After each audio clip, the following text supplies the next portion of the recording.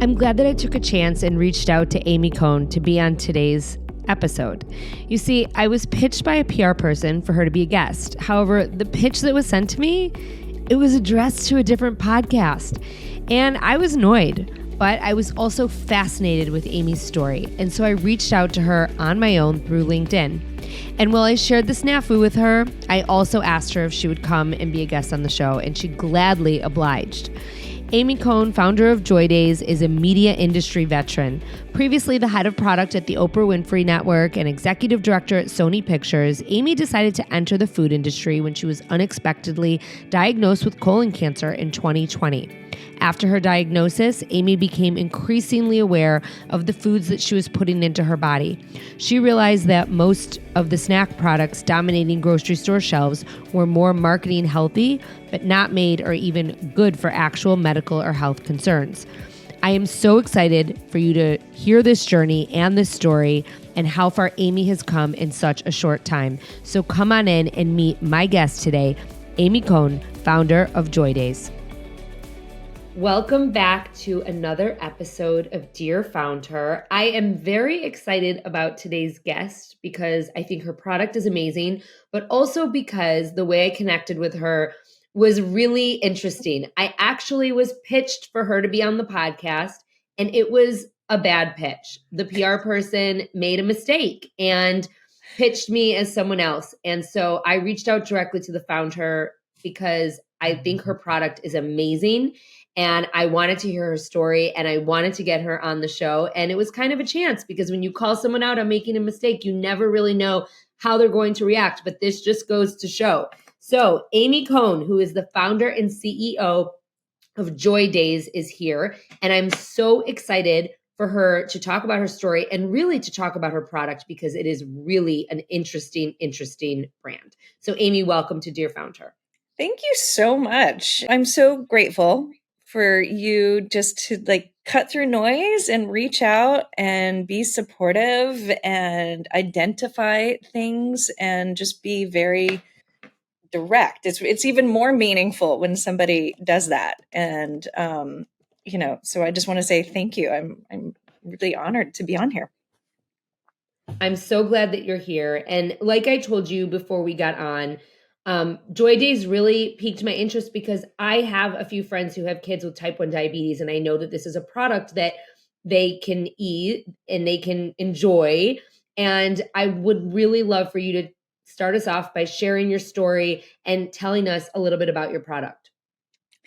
Yeah. So Joydays was created first off of seeing a gap in the market of foods that were created initially for medical and health concerns, but were made for everyone. So for everyone to consume, but starting off instead of from, I'm going to create a general better for you, and then I'm going to start marketing it to, someone with diabetes.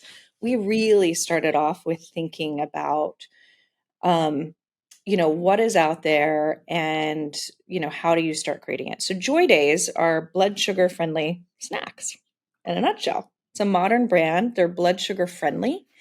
And we created them with dietitians, a chef from Noma, and one of our advisors is the former president of the American Diabetes Association.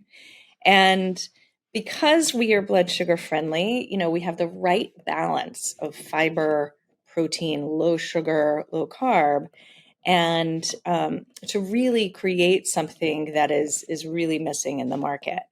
And when you look at what's on the go for anyone that needs to balance their blood sugar, it's really Glucerna, which is medicinal and dated. And I say otherizing because it's really embarrassing when you have a chronic condition and, that sits on your desk and it screams to the world that that's who you are and it's not your identity. So we polled people with diabetes and asked, what do they miss most? And the first answer was cookie. So that's our first product. How I even came about to getting here is my background is actually in tech.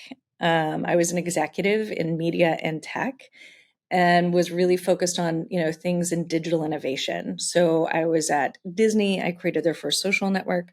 I was head of product at Oprah. So everything about living your best life, creating online book clubs and mobile apps. And then I ran emerging platforms, global platforms at Sony. So I was over about 60 different apps looking at how do we create different businesses online with the content that we had. Then I segued. I've always mentored a lot of startups and have been in a lot of different accelerators, helping different founders, and jumped into startup world more in the NFT space. So I was the head of marketing at a company that created the term NFT.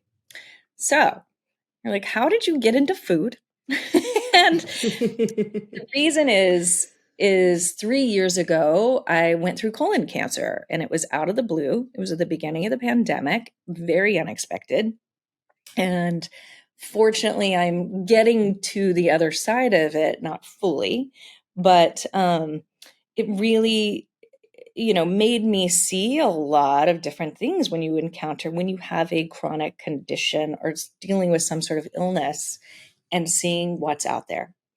And more importantly, the reason for Joydays being the modern looking brand for everyone was exactly what I said about being otherized. The stuff that was marketed to me for cancer was somebody's idea of what I look like.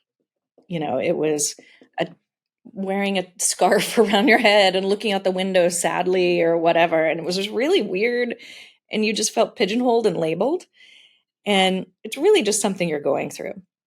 And I need to eat in a way that is blood sugar balanced, because that helps prevent reoccurrence of cancer. One of the many things that help prevent reoccurrence, I should say. But it's really important. And then blood sugar imbalances are related to so many things. And diabetes is obviously the most predominant one. And the US is 51% have diabetes or pre-diabetes. The majority of that is actually pre-diabetes for type 2. And, like I said, when you go out there and you see what's on the market for it, we have this huge audience that really hasn't been catered to, an entire food industry that has really started from, either creating one thing better for you and then marketing to a group that's saying it's tailored for them, but not necessarily.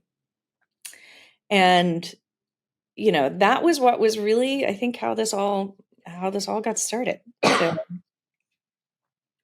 So first and foremost, I'm so glad you're okay and moving toward the other side of your diagnosis and your recovery. So I'm really by the happy way, anyone reach out. If people reach out all the time with questions, I am happy, more than happy to talk to anybody who, has questions on how did you discover it or whatever. So, like I say, I feel like I'm a walking billboard because I got it early enough. So Joydays is not an old brand. I mean, it's a very young brand. I mean, this started within the last 2 years, correct? Okay. We launched a year ago. Yeah. Oh my God. I know. Okay. How did you know how to do this? Like, granted, you've created brands and you're clearly a genius in marketing, given the many amazing companies you've worked for, but marketing a brand and creating a brand in a business are two different things. So like, this is a product. This isn't marketing. So how did you know how to create this product? I mean, there's a lot that goes into it. First off, I have deep respect for anyone in physical goods, because CPG, I think I underestimated how difficult it is. So for every founder that's in that, I just applaud, because it is, with tech, you can solve everything with your computer. With CPG, there are thousands of things out of your hands that you need to solve for. So how this really, came to be is you really need to seek out who are the experts and who do you start to talk to. And I've always been fairly resourceful. Like, there's certain things I'm not good at, but one of the things I am good at is figuring out without a lot of resources and being, fairly creative with it. And so I was like, who are the people? I know I want this to be a commercial brand. I know we want to create this from this. And so you start talking to experts. So I asked for an intro to one of my advisors who's now on my board. and a guy named Pat Turpin, who was the founder of Pop Chips. And so I asked for somebody for an intro that knew him, and having somebody like that all of a sudden willing to give their time and interest to you is transformative. And usually, if you ask people, it just depends on who it is. This means I got a quick lesson of somebody because I identified his product as something that came in as a better for you at a time when there really wasn't in chips, and created a very large brand, but in a very commercial way and in a successful way. So he enabled us to find, okay, you need to find the right people for R&D. Helped me identify this team who had worked at Nabisco and created grandma's cookies because I was creating a cookie.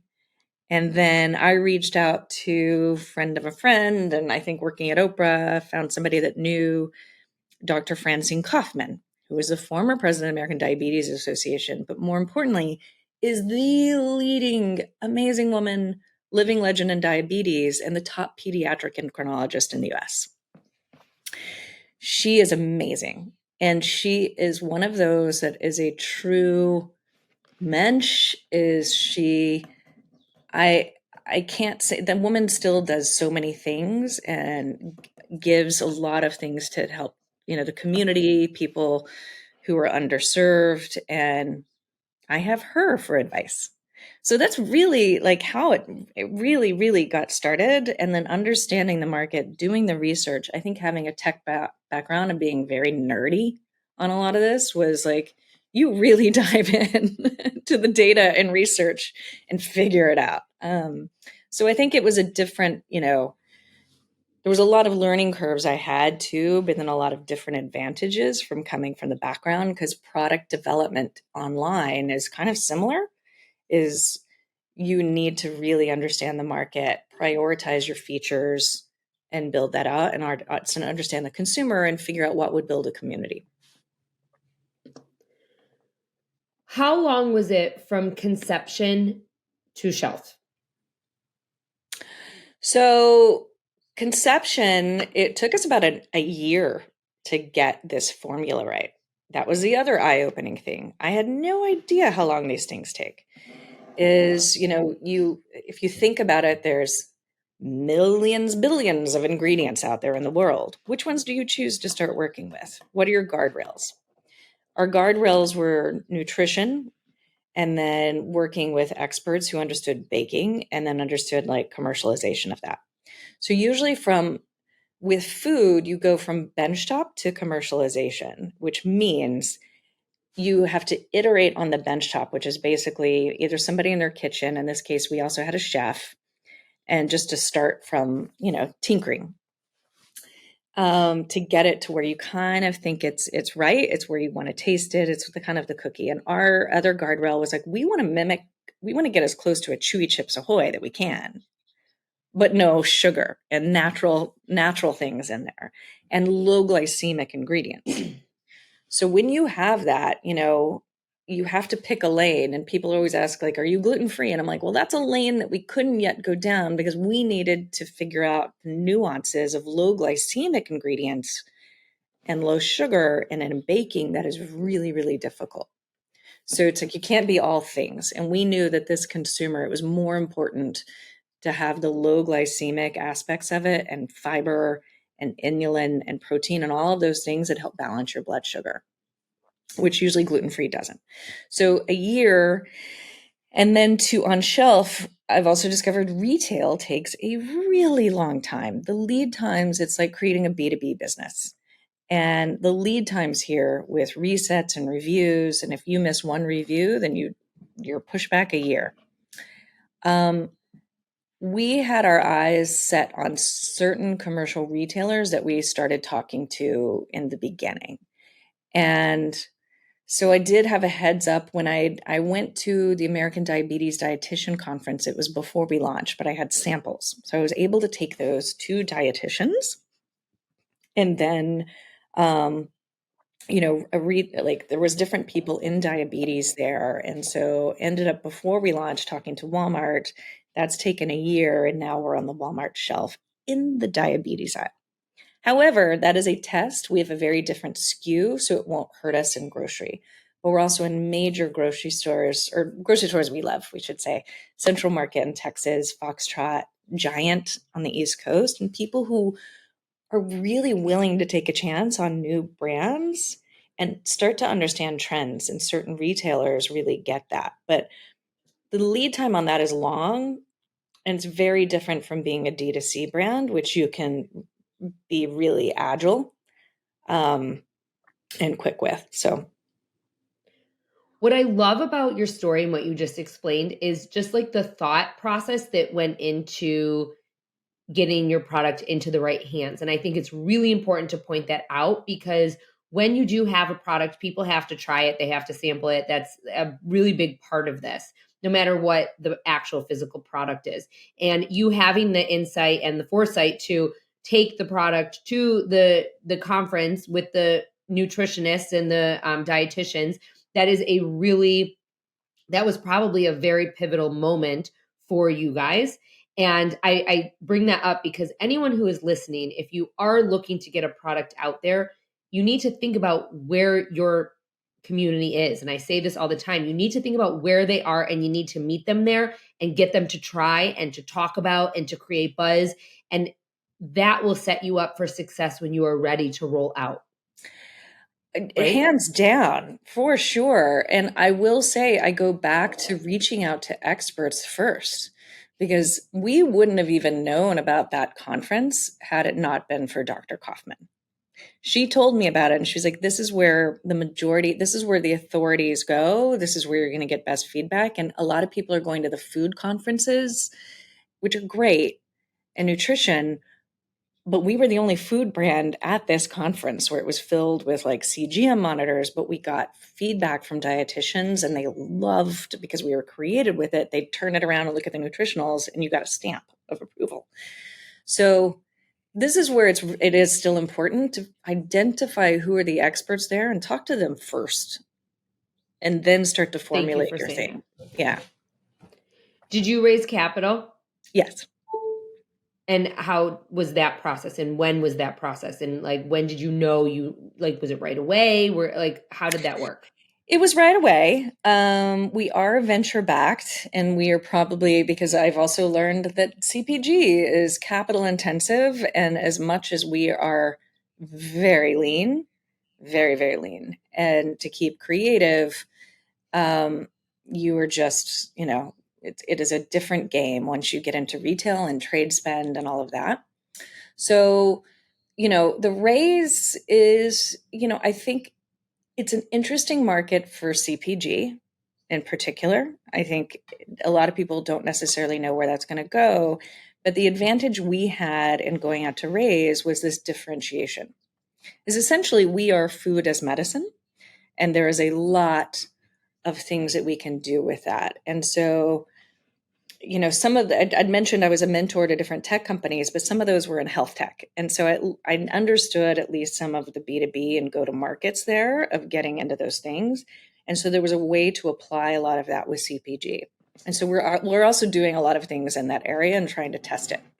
So the point with going out to raise is we weren't just we're not a cookie company. It's like we are really thinking differently. We started off differently by really coming in from a lens with dietitians and experts to create something that was unique in the market, but it also opens up a lot of different ways for us to go and create this business.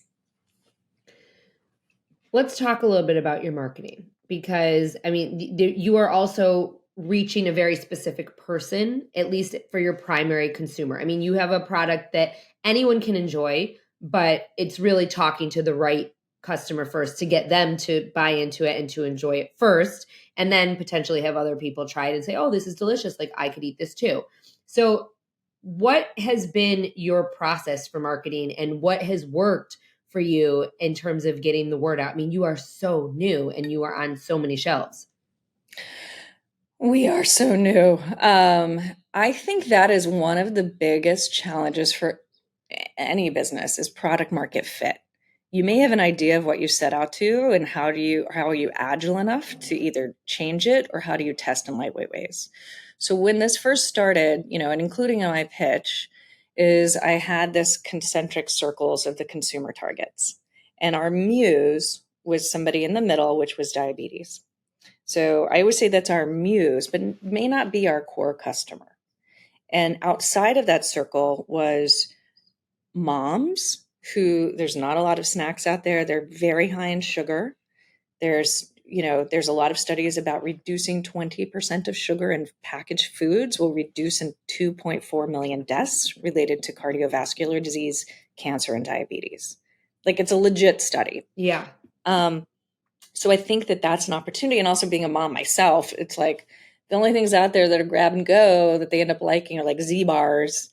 But you look at the nutritionals and you're like, oh, it's kind of better than at least that granola bar, And so seeing that, I made sure that our taste testers were kids in the beginning, because I was like, even with that kid with type 1 in the beginning, type 1 diabetes, is how, and we've gotten this feedback. Like, this is my favorite story, was a kid with type 1 was so excited to have this in their lunchbox, and they could share it with their friends, and their friend could have it in their lunchbox too, because it was made for everyone. So they didn't feel otherized or embarrassed. And I'm like, that's the reason we're doing this. So that was the best outcome you could have ever had. So that's where that broadens it out into a very different consumer set, because it was like, if we're just targeted on that alone, like, it's great. And usually that's how you always start a community. But we need to make sure, like, the product does not say diabetes on it, because people with diabetes are actually, I just wrote that down. My next thing that I wanted to ask you is about your branding, because it is very all-encompassing. And I know that was with purpose. It was very deliberate. It was a very thought through. One thing is, and the name is really literal, first of all. And a lot of it's because the one thing sometimes that can bring you joy in life is food. And then when that tastes like you want it to taste, it scratches an itch, and it's healthy for you and you feel better, it's like joy. So that was really just leaning into that literally. And I was surprised we got the trademark for it, but we did. And then the second piece of the branding was, I was like, I want the colors need to bring joy. They need to be something that pops on shelf, something that you would look at and they're just like joyful colors. And then the brand and simplicity. Then the other thing around, how the communication hierarchy on it is, first off, I wanted the primary piece of that to be the brand logo and the word mark. So like, you could understand it, what it stands for, because I knew we needed to build something around the name of this brand, around, hey, we will always meet your needs around blood sugar friendly foods, whatever they are. And so the second piece of that communication hierarchy was, we knew the value propositions for somebody with diabetes is, first, they look at sugar. And so that on that part of the package is, we have 3 grams of sugar for the whole pack, and that's on the front. So no one has to turn it over. And then the third tertiary piece of that too is net carb and fiber. And that's on the lower part of the packaging. A lot of people are always used to turning around and looking at the nutritionals, and like I said, going to that diabetes conference, like, you will see every dietitian's like, and they're like, okay, right ratio of fiber, right ratio, fiber to carb, all of that. And so that's really where, the thought process came in through. And then actually talking with a ton of people, we didn't put low glycemic on the front. Because it also, even someone with diabetes, they tend not to, it's fine. It's not as important because they're so used to looking at that. And, you have just a small placements for copy on those things. So it's like, which one's going to work? And then more importantly, because we wanted this brand for everyone, we didn't put diabetes on it. So it doesn't, it's like, so it's not made specifically. So it's almost kind of like, but it's almost kind of like you are coming in through the door, like the back door, right? Like you're you're telling the people in the diabetic industry that this is important for them to know about and that they can eat this, but you are marketing big picture to everyone. Mm-hmm. Right? I mean, it's interesting, and I think that this is like such a really cool case study. I'm like really excited to see like where this goes as you move forward, because it's really awesome how you've built this. I mean, really and truly. Thank you. Thank you. It's been It's just very interesting. thoughtful. Well, but once again, you are thoughtful, but I think you have to be prepared to switch tack. Like it's Totally. a constant thing, and you are, what messaging, and we have a trademark on life sweeter without the spikes, because I was like, oh, this is perfect and it conveys. But then some people think, oh, they think it's like just a pure sweet sugary treat. Then what's interesting for us too, with all of the new news coming out, not new news too, but with the rise of the food industry being really concerned about the Ozempic effect.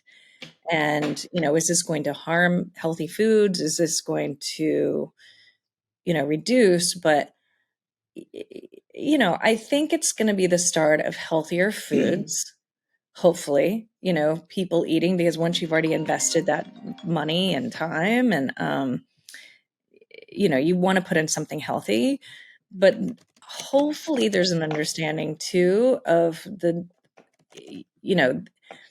metabolic health, blood sugar balance is somebody that, with somebody with diabetes, it's always been important, but truthfully, it's the way most people should eat, and that can mean you can still be vegan, you can still be this too, but it's not a fad diet. And, our challenge here is straddling, like, we don't want to be necessarily promoting diet culture either. Like, so how do you straddle Right. something that's fiber, and playing around with the, it's we have the right fiber actually that can mimic the GLP-1 hormone in your body. All that is, truthfully, is just simply, yes, it's resistant fiber that helps satiate you and helps slow down your blood sugar so you don't get a spike, you can focus, you feel better, and you're not as hungry. So it's a pretty simple thing, but it's kind of this is what, because we start out with dietitians without even thinking that piece of it, and now with the news on Ozempic and understanding GLP-1 fiber, blah blah blah, like I think it's going to be another interesting thing for us to navigate. What's been the biggest hurdle? Manufacturing logistics, hands down.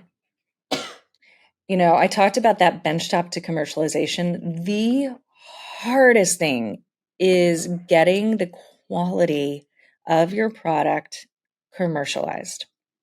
Because if you switch manufacturers, this means you need to restart everything at that new bakery. And it seems like it's so easy, because in your kitchen, it's like, well, you just bake it at this temperature and you follow these instructions and it's a go. It is very, very different with commercialization, because you're dealing with many different factors here. It's like the different bake times on ovens. Like we had one batch that came out too dry, but you've already ordered all of your ingredients, like in 1,000 pounds of chocolate chips, and those already baked out. And now you have retailers wanting you to be on shelf. Otherwise you'll get kicked out. Do you push out that dry batch? What do you do? Right. Quality control, when there's so many touch points and last mile touch points to your brand that are reliant on people that I don't think a lot of people really think about, but are truly the gatekeepers of each brand. And you have to think about who your team is and who you work with in a manufacturing or 3PL way. So this means the manufacturers, your product, the last mile there are the people on the floor in the factory. They're the people actually monitoring the quality control, measuring your ingredients, packaging them up. If that package is done incorrectly too, those are the people that you can do that all day long. But if they're not executing on that correctly or invested, or if there's turnover in that manufacturer because they're in a space that they just can't hire, and so they're switching out and you don't really have that knowledge transfer, that is a big point of failure. And then the same with the point of failure on 3PLs is it's the same thing. You have people who are in the warehouse. They are sending out your product. We've had at a different warehouse, which was a disaster, sending out the wrong product. Someone ordered chocolate chip and they sent a whole case of peanut butter, or they sent expired product that we were about to, donate and give away. And it was just it was a result of turnover and people on the floor not having the education and relying on a team to do that. And so those to me are what's interesting about CPG, but also enlightening, is that those are really your major points of failure, but then really the last mile for your brand. What's next for you guys? New products. Like I said, we've not set out to be a cookie company. We really want to develop a portfolio of products that are, geared. Really, the vertical here is first blood sugar friendly foods. What are interesting, what are indulgent, and healthy, because that's the thing you usually miss. The next, I think, is, how do we create something much bigger to where we can be like a P&G for, medical verticals and concerns around that. What is the evolution of food as medicine? And, you go back to the larger gatekeepers in CPG and the people who have the distribution. It's like, who's really solving for these, areas that we really need, but in a much larger way. So if you have done what you've done in 2 years, I can't imagine that that's not going to happen. I mean, really and truly, it's like, I don't know. No, I mean, like, you have really turned this on. And so I want to wrap this up with my last question, which is the question I ask everyone. And that is, what are 3 actionable steps that you would give to a new female founder and tell them you have to make sure you're doing these things? Awesome. 1, be ruthless about your time. Period. It is the hardest thing to manage. You have a lot of different people who want your time, or more importantly, give you input. And I've found a lot of mansplainers. I was shocked by that. I think once you put on a founder hat as a female, and it's not to necessarily like stereotype it, but I have a long background. I am not a spring chicken. And I've been shocked at the people who do that. So 1 is be ruthless about your time. And that includes not just everything, your hours need to be focused on creating value, but also more importantly, the energy of the people around you is also a time, is people who believe in you, people who give you that energy, because time and energy are the biggest assets you have in creating a business, period. 2, don't get caught up into like all the hustle culture of like people who are like, I wake up and I meditate for, 15 minutes, and I do this or whatever. Usually those people, for most women, your biggest value creation years are usually coincide with your childbearing years as well. And so that kind of balance makes you start to feel inadequate. And forget about having kids, anyone. Just like find a little way to find moments of joy, tiny ones, and feel that's okay, because otherwise you're going to start negative thinking and feeling inadequate. And that's really huge, because you are probably not going to be 100% in every area, period. It's just like, there's just no way. It's just, you're not crushing it. It's like that kind of term. And I think 3rd is be unapologetic about the culture you want to create and the people you want and the people you hire. Like, it's actually really important. I think no one ever regrets letting someone go sooner, but they always regret letting go someone later and dealing with whatever wasn't either a right fit of a person or a right fit culturally, And so that bleeds into time. But I think as women, we're often like, you kind of like, okay, well, I have this and I don't, you try to figure out ways to get around it. But the reality is like, that's not what you want. That is not what the culture you want to create. You may have a fast culture. You may have a no assholes culture. You may have these kind of things too, and be unapologetic about it. Amy Cohn, founder and CEO of Joydays, thank you so much for being here. This has really been you sharing your story. Your story is the epitome of how to start your 2.0, really and truly. And we talk about 2.0s here a lot, but you took your past experience, you asked for help, and you made it happen, and you made it happen quickly. And oftentimes our 2.0s do happen faster than the 1.0s because we take what we have learned the first time around and apply it the second time around. So thank you for sharing your story with us. This has been amazing to hear, and I can't wait to see where Joydays goes. Thank you. And thank you for just lifting up so many of us. I really appreciate it so much. It's so important. Oh, thank you. Thank you for saying that. Amy's story is really amazing, and I can't wait to see what she does next. I know that this is going to be far beyond just a cookie brand. In case you missed it, we'll be closing out every episode this year with our number one takeaway from our conversation. So today's takeaway: look to outside organizations and governing bodies in your industry or niche when you're launching a new brand or product. You really want to ask the experts and ask them about the target consumer and everything that there is to know about them in the industry so that you can meet that target customer where they are. The fact that Amy took Joydays to the American Diabetes Dietitian Conference was a game changer for her, and it put her on the shelves at Walmart before she even launched her company. Thank you so much to Amy for being here today. And thank you to all of you for listening. We've been getting so much love for season 3. Burl-Ann recently shared on Apple Podcasts, quote, "I love this show so much. Not only are the stories so inspiring, but Lindsay gives such practical advice and actionable ideas in each episode that I've been able to walk away and apply them to my own business immediately. Thank you for these conversations." Well, thank you, Burl-Ann, for that glowing review. I am so glad to hear that you love Dear Founder as much as you do. If you liked today's conversation, I would love it if you left a 5-star rating or a review so that others can find this conversation. That is how others find us on Apple Podcasts. All you have to do is go to ratethispodcast.com/Dear Founder or click the link in the show notes and leave a review wherever it is that you listen.